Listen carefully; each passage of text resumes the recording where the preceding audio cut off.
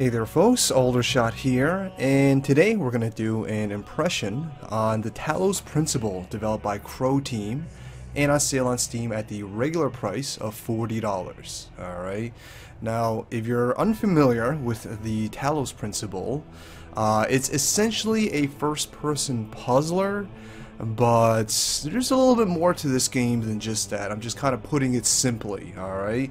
And Crow Team, they're the same developers that brought us the likes of Serious Sam. So these guys are experienced, to say the least. They definitely have a bit of a pedigree under their belts. This is not their first rodeo. And let me tell you, the game definitely shows that level of experience and expertise. Obviously, we'll talk more about that when we actually get into the game. But it is $40, which is fairly high for what many would consider an indie game, and we'll talk more about that down the road as well. But since $40, I think it's important that you guys know what you're going to be getting with your package, you know. So let's take a look at that. You have redeem rewards, is basically where you'll be entering codes that the developer might provide to gain additional content for the game, I suppose.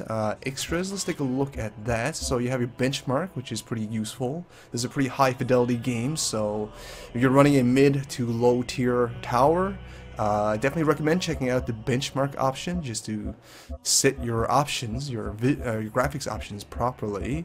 Then you have your bonus content. There are some DLCs available in this game that you can purchase off the Steam store.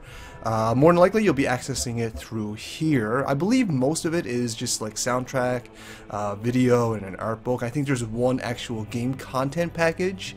I'm not completely sure, but this game does support mods, and it does support the Steam Workshop, which is fantastic.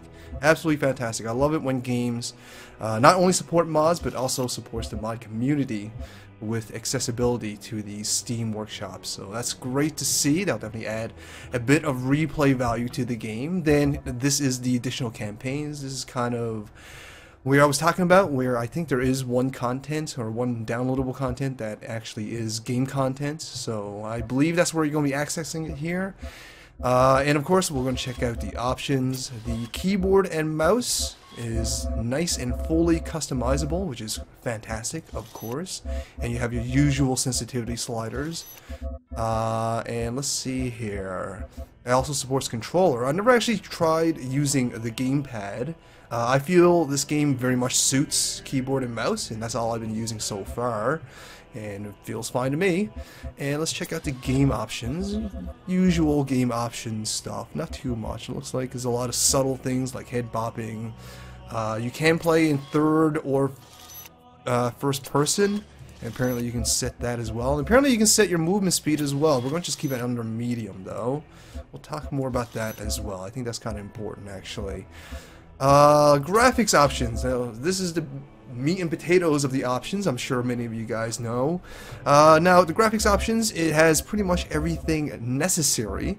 I don't know why anti-aliasing is only on medium. Let's put that on high. There we go. It has everything that you would expect, everything that's necessary. Nothing too robust, nothing too minute in options, but everything you need in graphics options is there. Anti-aliasing, VSync, etc, etc. Alright, so let's apply that. There we go. Oh, did that kill my recording? I don't know. Let's double check. Okay, didn't kill my recording, so we'll keep going. Alright then, well, let's move on. So that's about it. Not a whole lot of extra features. The options is definitely there. Definitely all the options that you need for this game is there. But the game does support modding, which definitely helps fill in the gap of the lack of extra content. It's really just the main campaign that you'll be playing through, but again, even if you finish it, the game does support modded levels, so you can continue playing those. So that's kind of nice. So there you go. That's kind of the package that you'll be receiving for your $40 as far as options and features is concerned. So let's actually go into a game and take a look at the Talos Principle. We are going to start, we're not going to start a new game, but we're going to continue a game that we already kind of got started. So here we go. This is the Talos Principle, as you can see. And as mentioned previously, this is a first-person puzzler. Alright, and as you kind of adventure forth in this very wonderful and mysterious land, you'll come across these computer terminals. And they really serve as narrative devices. They kind of tell you little stories from the past, and you kind of have to fill in the gaps yourself. We'll talk a bit more about the narrative of this game. Actually, the way they handle it is actually really interesting.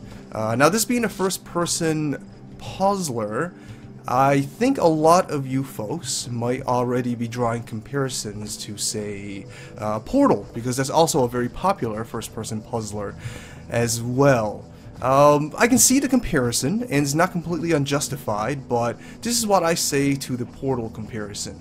You know, Talos Principle to Portal is kind of like how Halo and Counter-Strike is to FPS.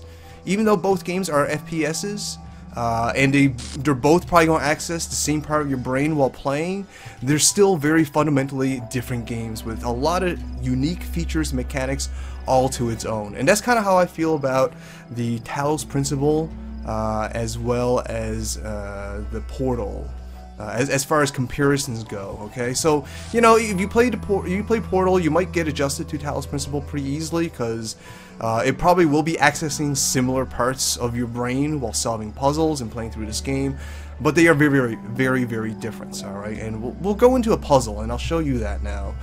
So this is kind of a hub area that I'm kind of exploring and showing you guys now.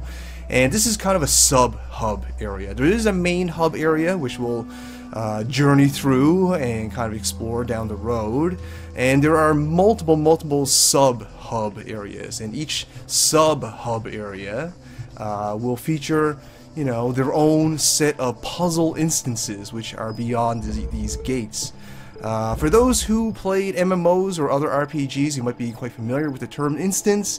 It's basically a segment of the game that is instanced off or separated off from the main hub of the world. And in RPGs, that's kind of where you go dungeon grinding with your friends, but in Talos Principle is where you'll be doing your puzzles, alright? Alright, so let's get into our first puzzle segment, or instance, and check it out. Now, to be fair, I've done this puzzle before. I came prepared because I know narrating this live while trying to figure out puzzles and teasing my brain and all that is very difficult, so I came prepared. There's 2 levels that I already kind of solved, just so I can demonstrate it half quickly, alright? So, okay, this is the Talos Principle, and let's take a look at some of the puzzles and how you're going to solve it. So this is a connector, as you can see, as you play through each puzzle instance. It's a pretty good idea to kind of explore the instance just to see what puzzle elements that the game has to throw at you, just so you can kind of wrap your brain around what's going on, at least initially. So let's do what I initially did, you know.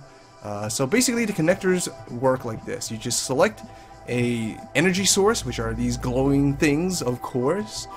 Then you select an input. Now, we don't see an active input that we can reach. Alright, so we're going to just connect it to this, put it down, and now this can be a energy source as well. So we find another connector, which we did right here. We can connect this energy source to this input here. And that should open up the little gates here, which is great. Okay, that's first step of this puzzle out of the way. Here's another connector. Alright, so opening this gate granted us access to this connector. And of course, I'm sure a lot of you guys can already imagine that blue energy can only open blue inputs, whereas red energy can open red inputs. Now, you can actually make multiple connections with one connector, just like that. Alright, so it kind of looks like we're done with this puzzle, right? Simple, easy. Well, there's still one more force field, and there's no input, but there is this pressure plate here. Oh, it's open. Oh, just kidding. And this game really likes to do that to you. You know, very often when you're going through these kind of puzzle segments, and when you first look at it, it looks kind of simple. Even when you first do them, it's like, okay, I got this figured out. and then you run into a roadblock, like right here. To be honest, this segment here, this puzzle segment, took me a little while to figure out, okay? And I'll show you the actual solution to this now, alright? Now, you can actually reset the puzzle, and I'll show you that now. You just kind of hold X, and there you go. You kind of rewind, and everything's placed back to normal. And something else I want to show you, you press F. I think it's F, or is it H? Okay, it's H, sorry. You press H on the keyboard, you can enter third-person mode. And the animation is a little bit wonky. You can definitely tell that it's made for first-person. Although the android robot thing that is you is pretty well modeled and textured, just like the rest of this game, but obviously we'll talk more about the visuals down the road. I got a lot to say about it, actually. But just to let you know, you can play third person if you want. I prefer first person, so we'll continue with that. Anyways, I'll show you the actual solution to this puzzle. Again, it took me a little while to figure this out, but this is what you're supposed to do. You're supposed to connect this connector with this energy source, and then prep it by selecting this input over here, place it over here. Oh, that's not going to work. The wall is blocking that. So I'll place it right, say here. That should do it. So this force field is blocking this energy source from connecting to the input from the other end. So what we're going to do is grab this connector, make a connection here. Alright, now it's still being blocked. That's okay, because now we have access to this connector. And what we're going to do is we're going to connect all the red sources together, just like that. Now, because this is connecting to this input net here, we no longer need this connector. Okay, so as you can see, all the force fields are still open. I took this connector away. So we can now use this connector as a weight source for the pressure pad. And now we can grab this little Tetris floating thing, which is ultimately our end goal for each puzzle segment. Alright, now they serve a very distinct purpose. These Tetris pieces that you'll be collecting from puzzle segment to puzzle segment, and we'll explore what they do down the road, of course. But just to sum it up, you use them to do other puzzles, to access new areas, and we'll explore how they work soon, of course. Now this is another puzzle that I pre-did, that I already know the solution to. I'll show you what I first did, what stumped me, alright? Like, this is another example of the game seemingly very, very simple, but when you get to the end of the puzzle, you realize, oh my god, this is impossible. And I already kind of screwed it up. Let's start over. So we got a red source here, and we have a red input here. So, you know, seems simple. Let's connect them, obviously, right? Okay, well, let's move on, explore the next area. Alright, let's see what we got here. Oh, here's another connector here, so we'll grab that. I think you guys are kind of getting the flow of how some of the puzzles work in the Talos Principle already. Now, do know there are a lot more elements to it than just the connectors. You'll see that as we do more puzzles. But this is generally how it's going to work, you know? You kind of explore each area and kind of use the elements that's provided to solve each little segment piece by piece, and keep exploring, keep figuring it out. There is going to be oftentimes, as with most puzzlers, where trial and error is going to be something you have to deal with, okay? And the game actually compensates for that. We'll talk a little bit more about that in just a second. I want to show you where I got stumped, okay? So we got a blue source here and a blue input here. So, obviously, we just connect them, right? Okay, great. Well, the problem is, our end goal is this blue connection. And I spent like an hour just like, okay, what do I do? I'm out of connectors.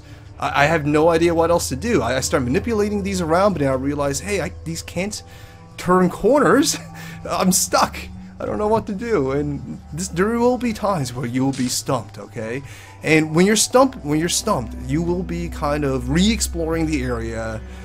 You will be backtracking, you know, again, as with most puzzlers. Now, the game is really smart about this, okay? The game knows that it's not just a first-person puzzler. It is a partial adventure game as well. Discovering the world around you is just as much a part of this game as solving puzzles. And because this is a first-person puzzler, and because some of the areas are relatively large, they allow the player to move relatively quickly. As you can see, I am moving pretty fast. So that definitely helps minimize the frustration of backtracking and exploration. And they also filled in the reasoning of you moving fast with context within the story as well, which is quite fantastic. Again, as mentioned, we are a robot, an android, a cyborg, a machine humanoid, okay? And that really explains why you can move so quickly, why you don't get out of breath. So that's fantastic. It really helps with the immersion process. Well, anyways, let's actually solve this puzzle. As I mentioned, it looks like we're stuck, right? We got no more connectors. We can't connect to this blue spot here, you know, and I'll show you what happens if you try connecting a blue and a red area. It just does not work well, okay? So put this here. It just kind of clashes, right? So it just cancels each other out, just like that. Kind of like, I don't know, kind of like if Superman was to fight Cyclops from X-Men, and they both use laser eyes. This is kind of what you'll get. Anyways, let's start this puzzle over, and I'll show you the actual solution. And again, it took me a little while to actually figure this one out, okay? So what you're actually supposed to do, alright, so let's grab the connector. We can find it again. Here we go. The first connection, you actually should be putting it up here. So you do have to be aware of your environments, elevation, and other things that's environmental will definitely affect your puzzle as well. The designers have incorporated pretty much every element they can think of into some of these puzzles. You'll see a vast variety of different sorts of puzzles and different puzzle elements that will definitely tease your brain for sure. Alright, so okay, we got the blue or the red thing here, so it's looking relatively similar to what we were doing before, okay? But there is a little bit of a trick, and I'll show you that now. We'll open this door here and grab this connector just like that. Now here's the trick, okay? Now Talos Principle also likes to kind of troll the player a little bit. For example, there is a blue connector here, or blue input. Well, the trick is you don't need to use it. The game will sometimes throw puzzle elements into the stage that will never be used, just to kind of screw with the player, make them really think outside the box in order to solve any said puzzle. Alright, anyways, we're going to move this a little bit. Actually, this is placed a little bit inconveniently, so we're going to grab that, put that here, take this over here, just get prepared. Actually, you know what, we don't need to enter this area anymore, so we're going to grab this connector as well. So as you can see, this door's still opened. We don't need to enter this area. We got what we want, so we don't need the connector there anymore. We got these two connectors. Bring them over here. Technically, I guess we don't need it, this one either, but I don't think we actually need three. But here's what we're going to actually do. Oh, actually, we do. We do. Okay, I see what's going on. Making a mistake already. Okay, hold on now, folks. Okay, we actually do need this one here. My bad. And let's see here. We're going to grab this one here. You know what? I think I might have forgot the solution to this. You get to see the process of figuring out these puzzles now, okay? It can be a little bit frustrating sometimes, admittedly, but we'll see where we can go from here anyways. So let's see what we got here. Okay, everything's necessary. We'll grab this, and this. That should do it. There we go. And I believe we already used the connector from here. Oh, right. Okay, I am doing this wrong. My bad. Okay, here's what we're supposed to do. We're not supposed to go through the area. Okay, I was right the first time. And I'm definitely placing this incorrectly. Okay, there we go. Okay, that's still wrong. Connect, damn it. There we go. So like I said, you know, it's the obvious solution is to connect, you know, from the blue source out here, open up the blue gate by connecting to the blue input over there, connecting to that area here. But what you're actually supposed to do is reverse the way that you came from. So connect to this blue connector, connect to that connector device thing, And that didn't work because the wall's blocking it. You do have to be careful about your placements. Alright. And there we go! We solved it! Huzzah! So that's generally how some of the puzzles will go. Obviously, we'll explore more puzzle instances in this video, and we'll look at more elements, more puzzle elements from the game. Okay, so it looks like we've completed this sub-hub. Alright. So we will continue on to the main hub and access new areas. And we can talk a little bit about this as well. Okay, so this is kind of the main hub area. Alright, this is where you're going to be accessing different areas of the game, where you'll be unlocking new levels, new hubs, etc, etc. And these are the areas that I've already completed. Okay, I just finished number 6, I'm on number 7 now. Now, you don't necessarily have to go to each area in order. You have complete freedom to explore any area of your choice, okay? So let's do that. Again, this is kind of the main hub area, but there is actually more to this game as far as environments is concerned than that. So let's explore that a little bit. So I unlocked this elevator, which does take us to a new main hub, I guess you can say. Alright, now we're in this more industrious area where we were more of a Roman-centric sort of environment. And as mentioned before, we did we did collect enough puzzle pieces to solve one of these little puzzle areas. Now these are other areas or other segments of the game. Unfortunately, I don't have all the puzzle pieces to access them, so we won't be doing that. And this is the main tower, or the big tower.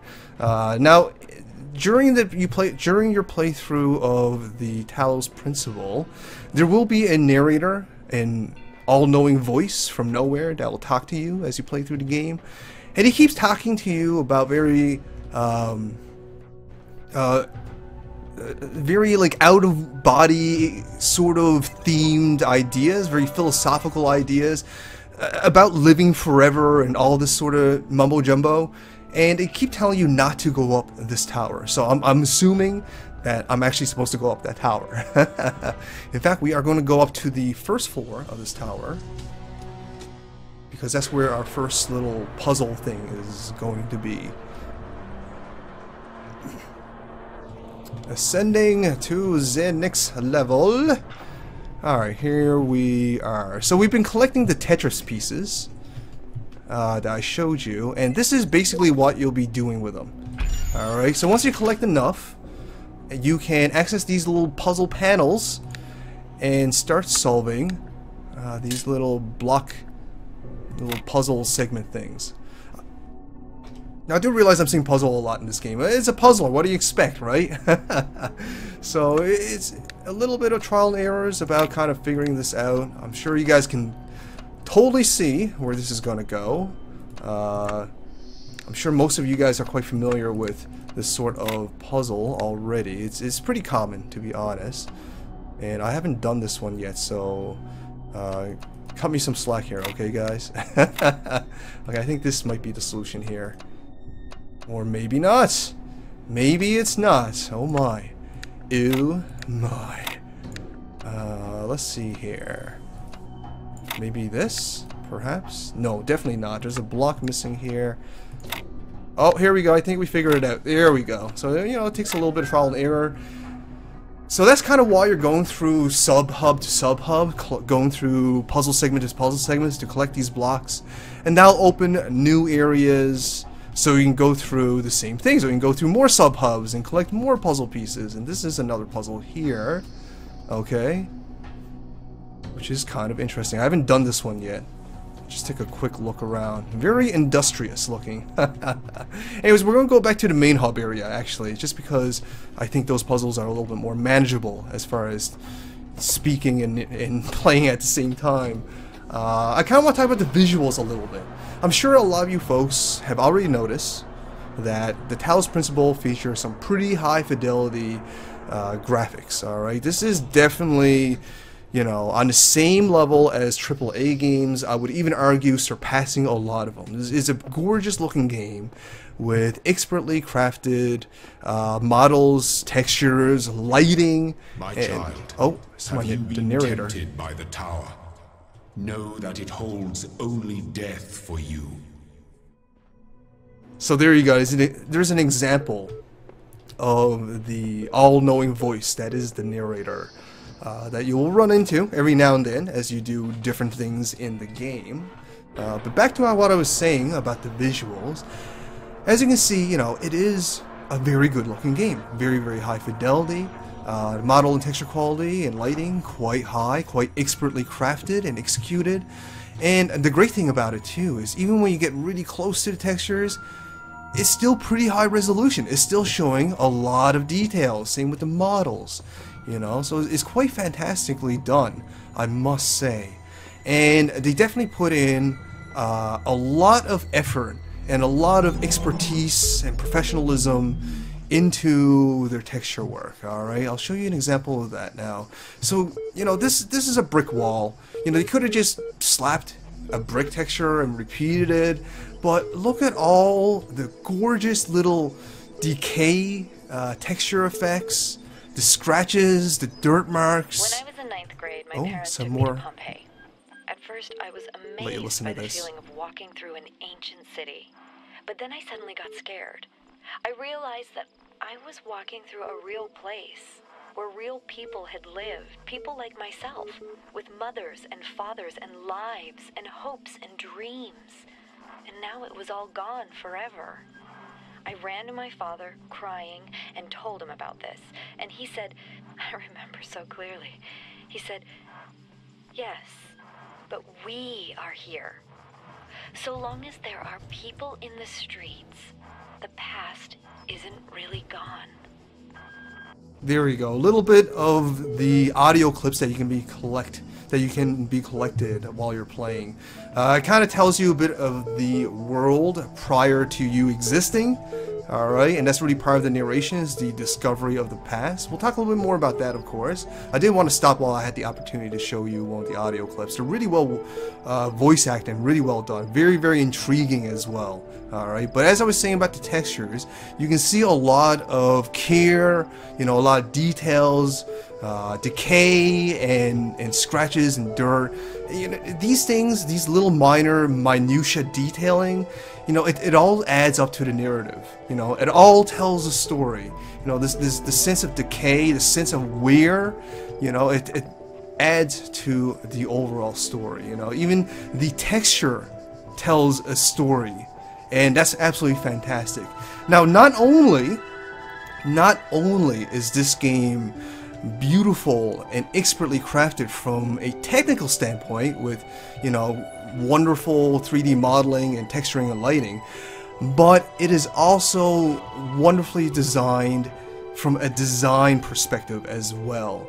You know, as you notice, you know, there are multiple different environmental environments. We're right now looking at more of an outdoorsy kind of environment, very kind of Roman-esque.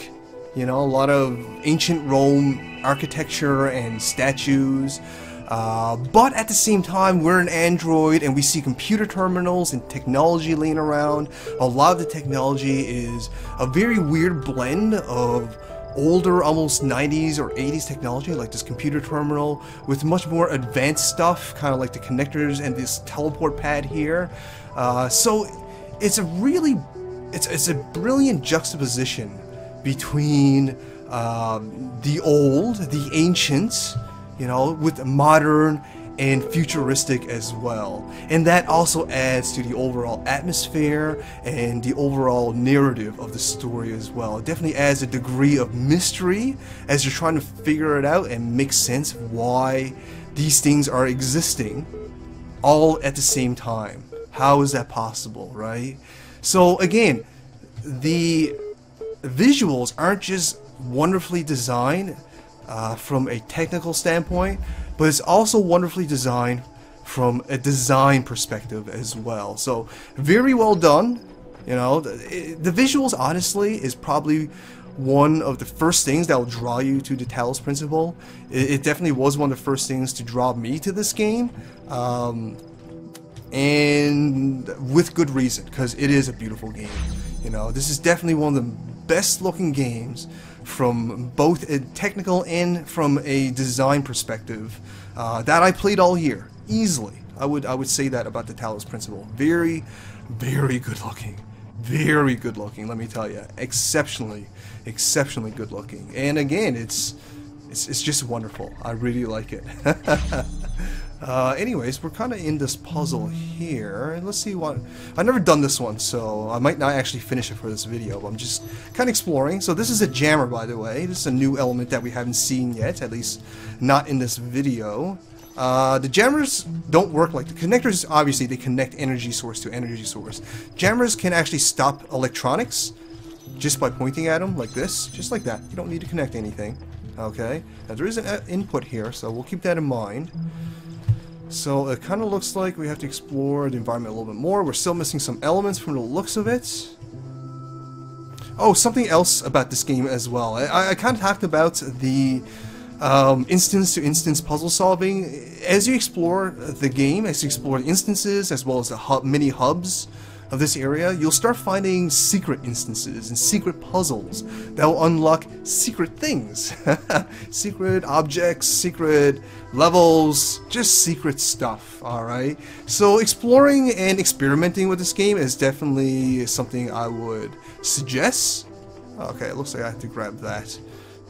So yeah, just so you know, there is going to be some Easter eggs that will completely be up to the player to self-discover all on your own.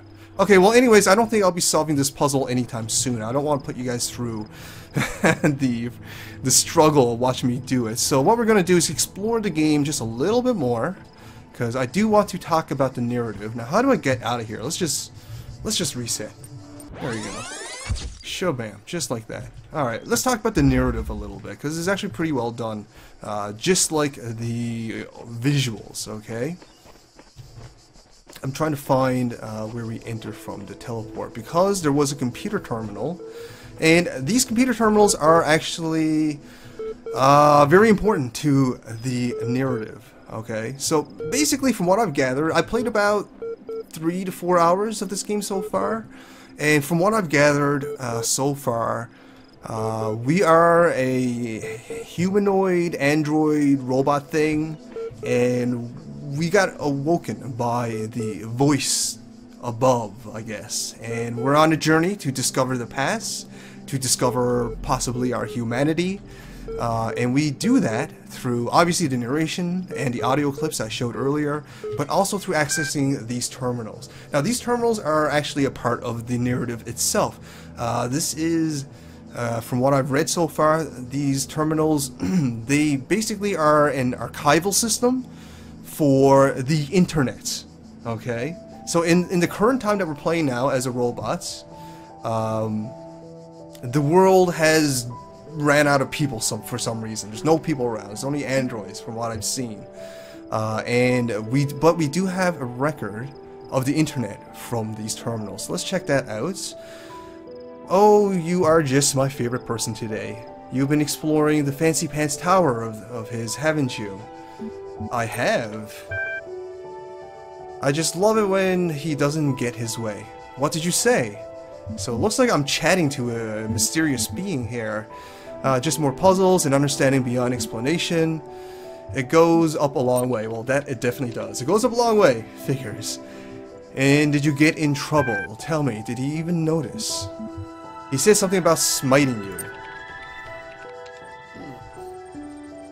He tried out a long time ago. I don't think he'll try again. Needless to say, I think you can afford to push a little further before risking anyone's wrath. Of course, it's entirely up to you, isn't it? Terminating support session, done. Resuming library archive system, done. Search for a local cache resource. So that was kind of an interesting little event. I've never seen that before. Every now and then when you access these terminals, you do get these sort of random events. Apparently I'm talking to some mysterious entity through these terminals. I haven't done that before. But generally speaking, it comes up with these multiple options down here. which basically allows you to search through the archives, many internets, emails, and websites that I have archived. And I do believe these terminals have archived all of 2006's internets and partial parts of the later 2000s as well. So we are playing in the future, and the past that this game is speaking of is actually our time. You know, the early 2000s to the teen 2000s, I guess you can say. So it's kind of interesting. It's a little. It plays on the fourth wall a little bit because again we can relate to it because the past that they're talking about is again our time. You know, the overall story and narrative is very. What's that word? I'm gonna sound. I'm gonna have a hard time pronouncing this, but exponential. There we go. Exponential is very exponential. It explores themes of what it is to be a person, what it is to have culture and to be a human, what is self. You know, it talks about the intelligence of elephants. It talks about the culture of whales, and if these, what we consider animals, have these things, and we can consider these androids as a person, how can we not consider these animals as person? It really gets crazy philosophical like that. Okay, so if you love that kind of theming, that sort of stories and stuff like that, you'll love the Talos Principle. It explores those themes to a very high degree, and I really am enjoying the narrative overall. Okay, now I've said a lot of positive things about this game, and that's because I really like the game. There's really, honestly, I'm having a hard time kind of pointing out negatives of this game, to be completely honest, because the truth of the matter is I haven't really found a whole lot of, you know, actual negatives that I consider worth mentioning, to be completely honest.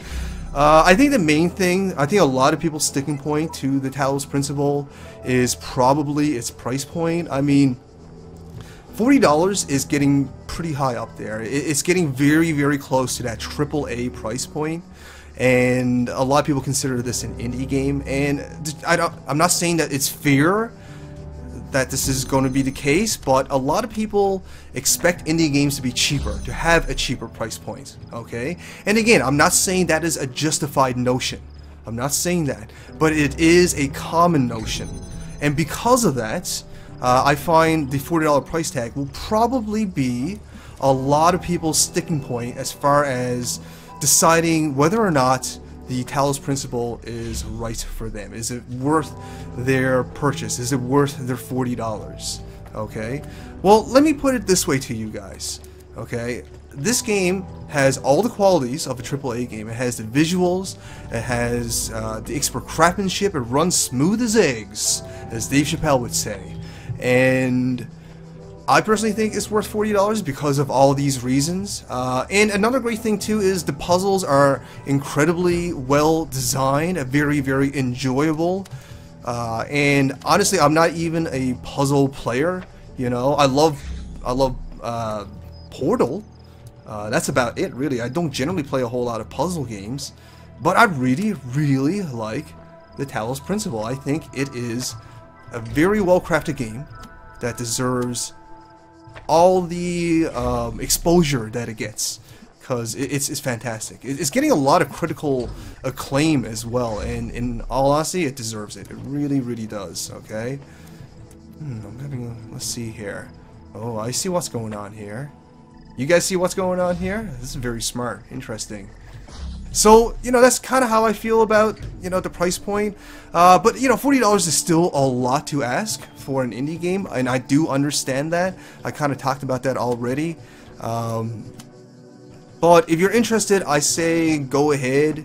You can feel safe that you are investing into a quality game, which is really, I think, the main thing. And again, the puzzle design is absolutely fantastic. I am having a grand time going through each puzzle and trying to figure things out. And let me tell you, it's not always easy. The first few levels are actually pretty simple, but as you play through it, it gets a lot more complicated. And you'll have to use your brain a lot more, kind of like this. But yeah, so there you go, guys. That's pretty much the Talos Principle. Again, the price point is probably going to be a lot of people's sticking points, but I think it's worth it, personally. I haven't finished the game quite yet. I got about anywhere between 4 to 5 hours into the game already. I have talked to other people who have finished it, and they are saying to me you'll get around anywhere between 10 to 13 hours out of the Talos Principle. That's assuming you don't go for all the secrets. But again, take that with a grain of salt. That's not first-hand experience. That is simply from what other people are telling me. Okay? So there you go, guys. That's the Talos Principle. I'm not even sure you would call this a critique, because I never really mentioned anything negative about the game. The only thing I kind of said that's a negative, is not even really a negative, is some people's possible concern with the $40 price tag.